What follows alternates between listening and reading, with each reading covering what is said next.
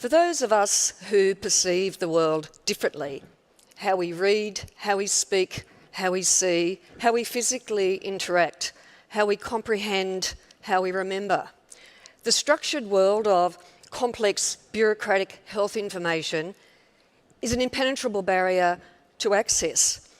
I'd like to introduce a person who is also a visionary, but in a community often excluded, a person who speaks of a new reality, forever changing the way in which people and systems interact. This is Nadia, and although she looks like a person, really she's a computer system that uses the latest technology to help you find the information you want. Access to information about anything new is vital, but to be able to present it in a very human, conversation-like way is just outstanding for people with a disability. The great thing about dealing with Nadia is that finally, for most of us, it's going to be a level playing field. And as someone with a significant disability, I think that's fantastic. It's almost like we've arrived. So Nadia is an AI digital human co-designed with people with disability. And when I was leading the Nadia project, before I brought all the technology together, I approached it as a human rights issue.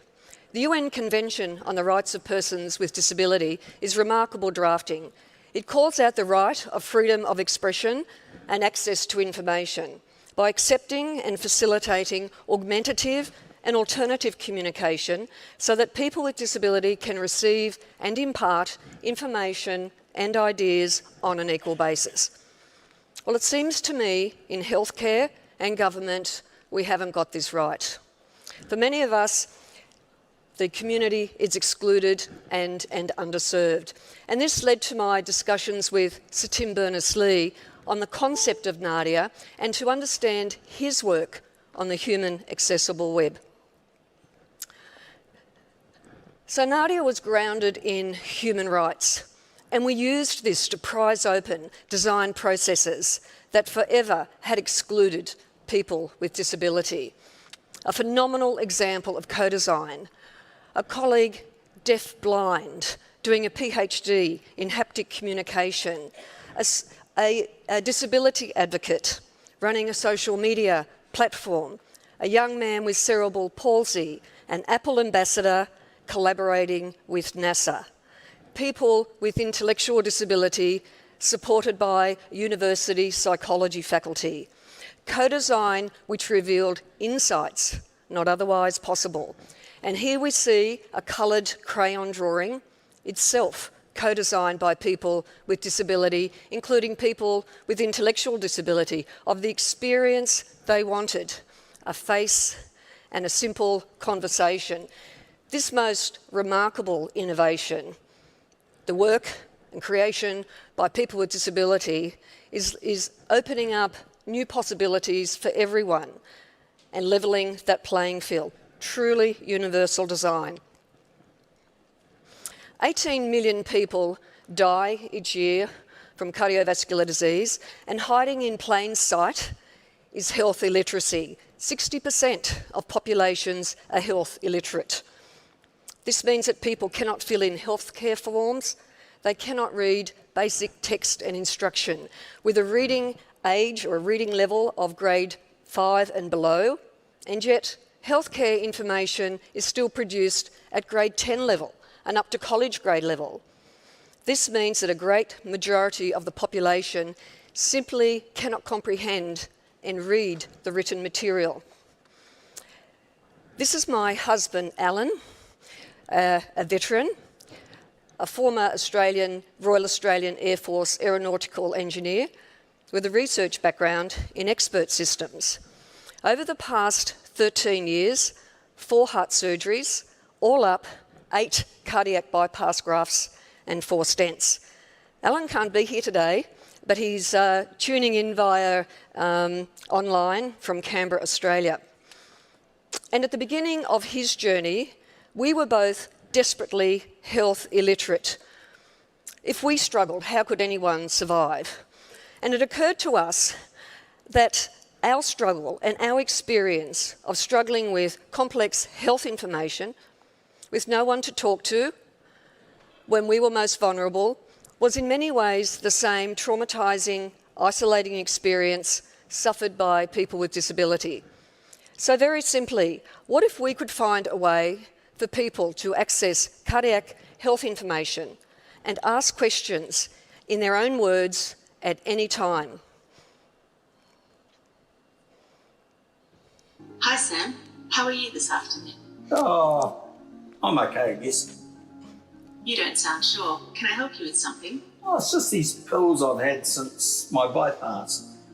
I don't know what they're for. Did they explain them to you in rehab? Yeah, but that was ages ago. I've kind of forgotten all about it now. I can show you a rehab video on meds if you like, Sam, and I can answer questions about it. Maybe another time. I just want to know if what they are. Do you know? I can help with that.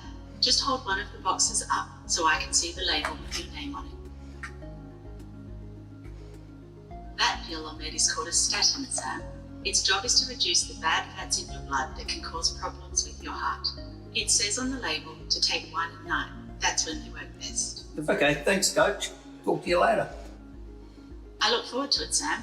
Make sure you get some rest now. This has been a pretty busy discussion. I'll talk to you tomorrow. Thanks.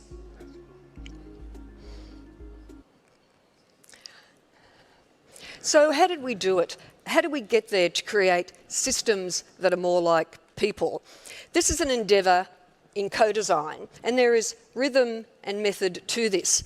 The digital human health coach model establishes a corpus of content, conversations, questions, synonyms, that through the human experience we see the rhythm of the human journey, the patient journey. And so we see common patterns of conversations right across the person's life, not just about cardiac, but through all their health conversations. And this corpus of content we have incorporated into the model, and we believe from our own experience and from the experience of feedback that these questions, these patterns are about 80% common. And the reason why we know this is because Al is more than a heart patient.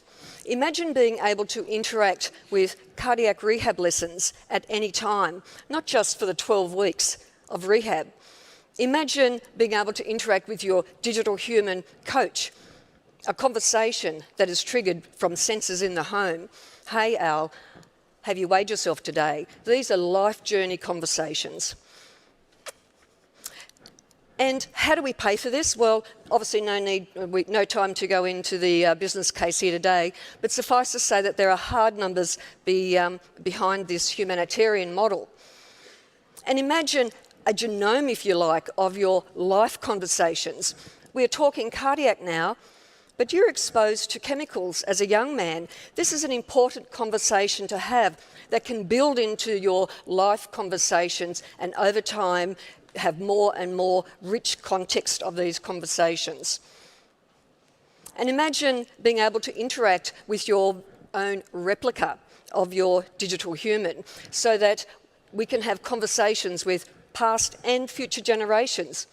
We could have conversations with our grandsons in 30 years' time, questions and conversations that we're not able to ask our parents who have since passed, but are incredibly important to our health.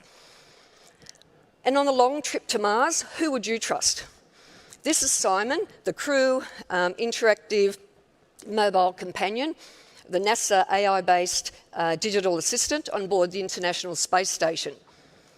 And whilst this cartoon face is an indication of what human-robot interaction might look like on the long trip to Mars, the question is, who would you trust? This is really important, not just for deep space psychology, but for remote and isolated servicing. And so what does the immortality economy, what does that have to do with healthcare? In fact, it has everything to do with healthcare. We see new servicing models from AI, digital human conversations opening up a whole range of different servicing models. Lucien Engelin calls this augmented healthcare. And what we see here is the opportunity to have conversations across lifetimes. The preservation of icons, not just Star Wars characters, but not just Neil Armstrong, but perhaps Indigenous elders in communities where knowledge is passed through conversations, not just their faces, but their memories, their conversations, their experiences. These are already digitally captured and can be brought together, not just in video, but in natural, interactive conversations. So this extends these conversations through lifetimes for everyone. So with acknowledgement to Michael Gelb and his awesome presentation on Leonardo da Vinci, when we removed the human dimension, we went backwards into the digital dark ages. My proposition is what's coming is not the fourth industrial revolution, but the first humanitarian revolution, where the human dimension is brought back, shaped by the emerging science of co-design. The exponential factor here is that there is no new technology needed. We're not waiting on any scientific discovery. The model is built. There is no time to waste, nor need to wait. And Alan and I aren't waiting another 13 years. Thank you. Thank you. Wow, watch that space.